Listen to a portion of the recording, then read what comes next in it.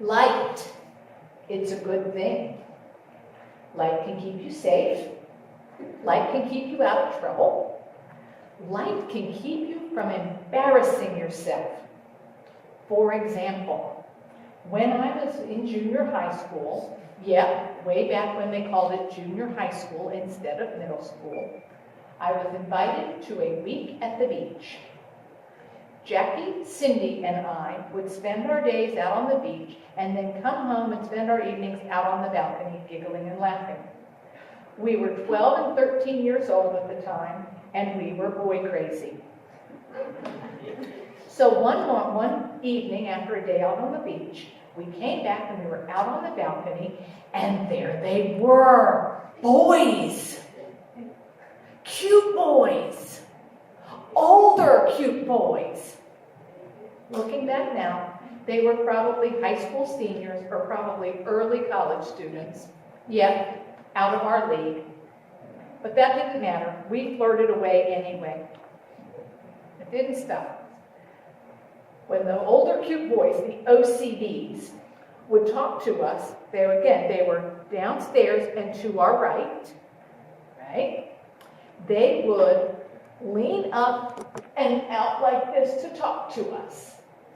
All right. So the banter was harmless. And,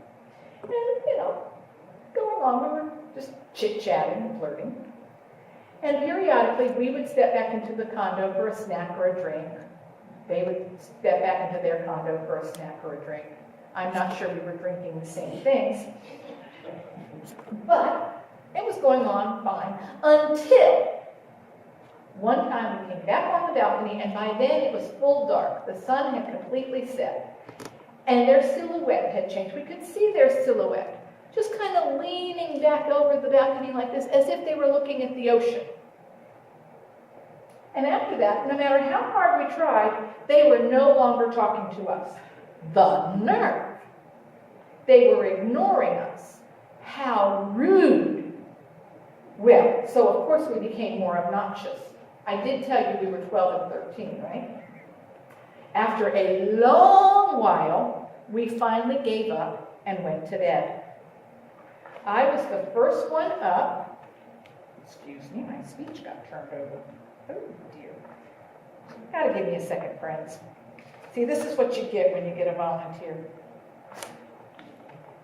We finally gave up, and I was the first one up, and I got up and got out early onto the balcony to watch the sunrise over the ocean. And oh no, there they were in that same silhouette, leaning out over the balcony to see the ocean.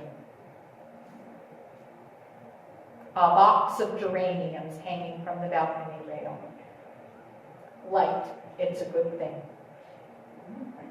So let your light shine before others, that they may see the glory of God. We are called to light the world to God's glory. Where do you shine your light? I'd like to share a story with you that answers those questions. Once upon a time, there were 3 sisters.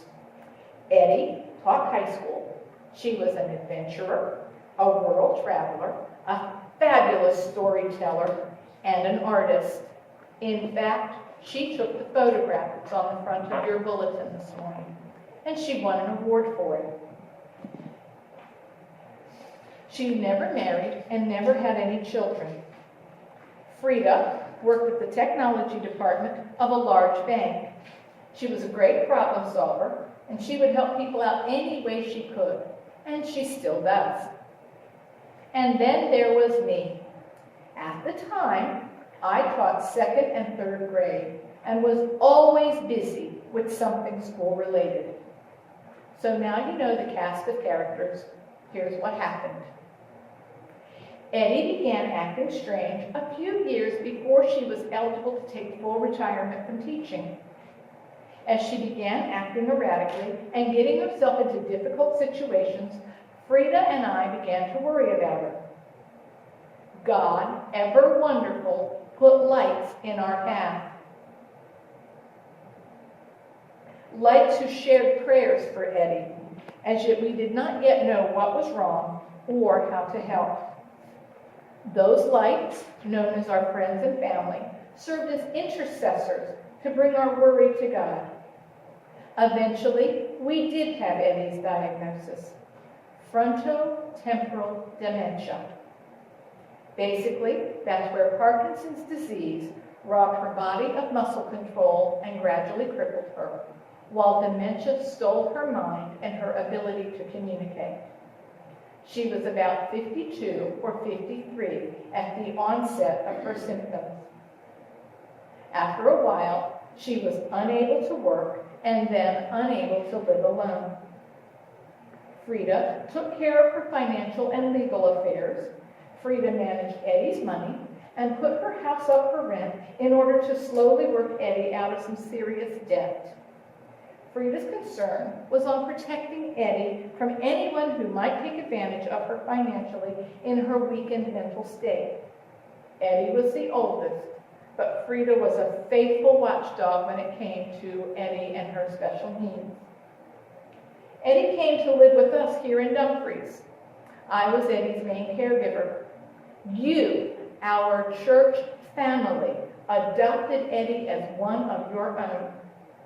You welcomed her and you loved on her. You ignored the physical disabilities and the tremors, and even took care of her as she participated in church. Like at church dinners, you would carry her plate for her. You would wipe up spills faster than I could get up to refill her glass. You did all this. You were her shining light in her confusion. And all of this with the love of Jesus on your lips. One of you lights of God even took over assisting Eddie with bathing as her condition deteriorated to the point where she could no longer bathe herself, and she was too embarrassed when I tried to help her. It was only recently that I found out that this loving, caring light of God ministered to her as Eddie struggled to communicate that she knew that she would not survive this disease. It takes a very special light to bring peace and comfort to the dying. That loving light of God made all the difference to a scared, injured soul. 2 years after she came here, Eddie was too sick for us to take care of her at home anymore. So she went into an assisted living center near Frida's home. Once more, the lights of Dumfries shined for us. They brought God the Comforter to us, especially to Eddie. You made and prayed over this very prayer quilt. Each knot was a prayer for Eddie, a prayer for healing, comfort, and peace. It was on Eddie's bed every day at the assisted living center, and ultimately at the nursing home where her battle ended. Love Lights of Dumfries sent her notes and cards to tell her she was still loved and still prayed for.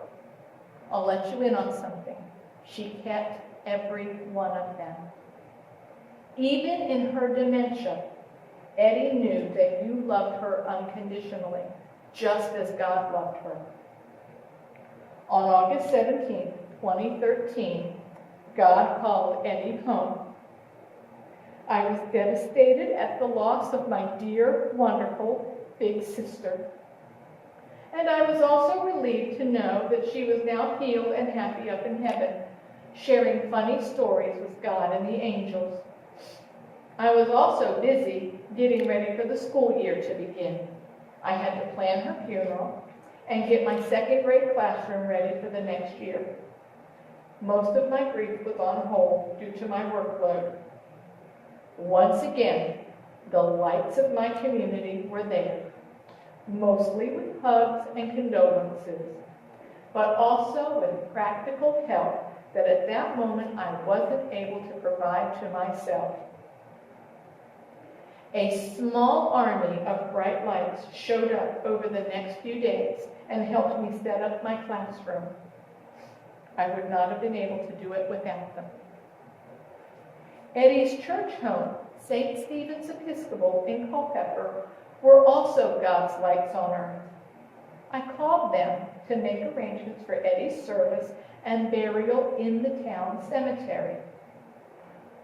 I found out that as a member of St. Stephen's, and as I learned, a well-loved member, Eddie, who had years before said she wished to be cremated, was allowed to be interred in their church memorial garden, a beautiful, restful spot on their church property that serves as a final resting place for many of their beloved members. Frida, whose protective nature over Eddie also worked hard protecting Eddie's assets, was humbled and surprised to learn that there was no fee to inter Eddie in the memorial garden. Frida was also surprised when she asked me to make arrangements for a place in Culpeper for a reception, that I said I was certain that St. Stephen's would take care of that in their social hall. "Well, what about all the food?" she asked. She was once again surprised to learn that St. Stephen's, like many churches, like Dumfries, has a group of church helpers who do receptions for grieving fathers during funerals. Frida knew that Eddie's church loved her, but why would they provide all the food, set up and clean up for a reception for us, people they did not know? And in St. Stephen's case, all for free. I saw the pondering on her face as I tried to explain that not only did these ladies love Eddie, a member of their congregation, but they also took on the mission to bring God's peace and comfort to us, the bereaved. These good-hearted women were truly serving as the light of God's love and glory.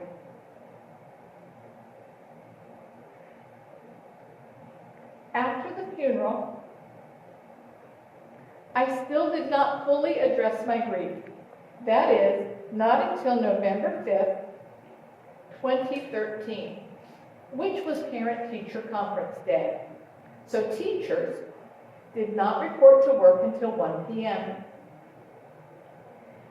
It was also what would have been Eddie's 58th birthday. And since I didn't go to work until late, I had plenty of time on my hands to think. I was missing her terribly, so I purposely sought out one of my lights of God. I brought her some lunch and had not even taken time to set the lunch down before I was sobbing in her arms.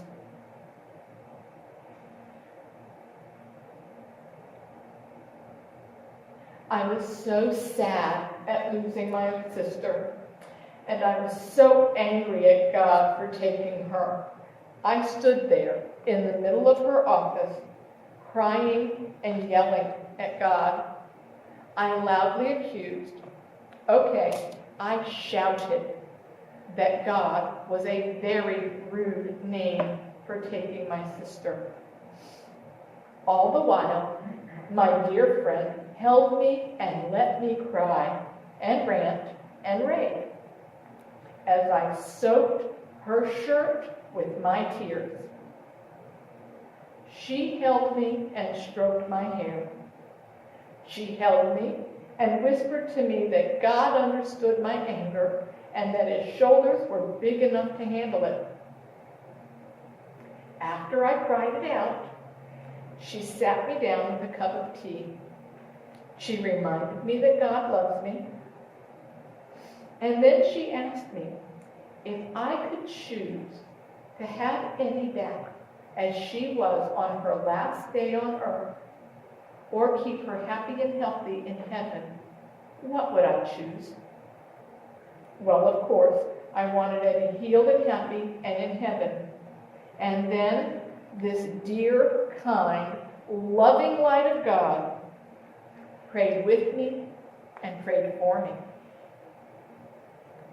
Feeling much better, much comforted, much stronger in my faith in God, and feeling forgiven, I went and had a productive day at work.